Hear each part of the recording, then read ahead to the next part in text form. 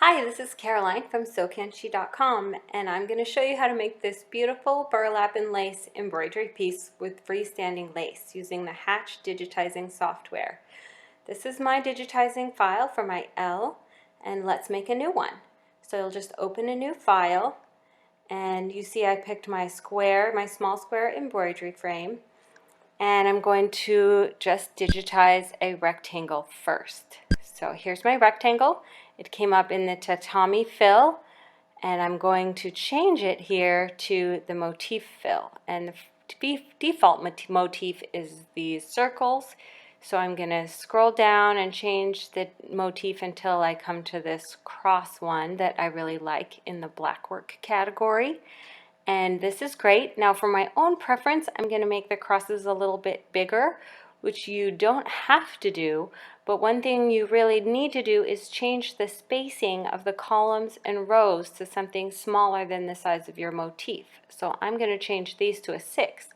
That is so the motifs overlap a little bit here, and your lace it won't come apart. It won't fall apart when you stitch it out. All the stitches will be connected.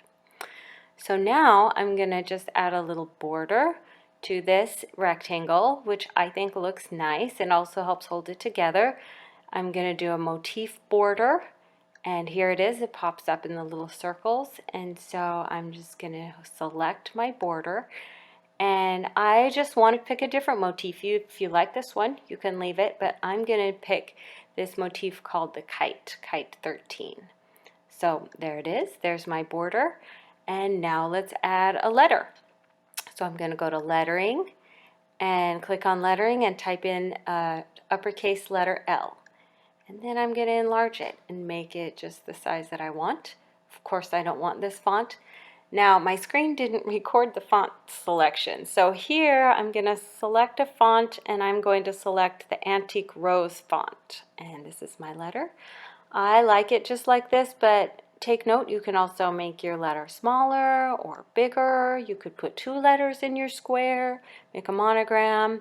Once you have it just the way you want it, adjusting the shape and the size, then you are pretty much done. Over here in the resequencing selector tool, I'm just gonna move these things around a little bit so that first it stitches out the background, then the letter, and then the outline, because that's the way I want it. And then I will select everything, and I'm going to change the design color so that everything is the same color. It doesn't really matter which color you pick here. You know what color you're going to stitch it out.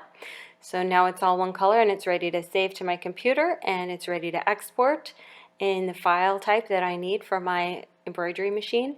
And then when I'm ready to do the next letter, it's super easy. I'm just going to select Object Properties and change the L to an O. Now, for some reason, the rows here came up a different color. So I'm just going to select everything and make it all the same color.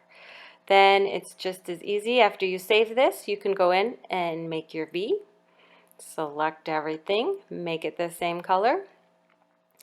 And then once you have output that design onto your memory card or your USB stick, then you can just make this an E and select everything, change it to the same color, and there you've got your E. And you've got all your letters. This would be great, to do your family name or something else.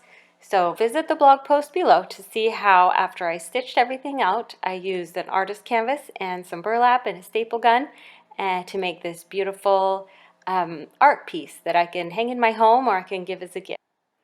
Thanks for watching, and make sure you visit the blog post below to see how to put everything together and make this beautiful wrapped canvas.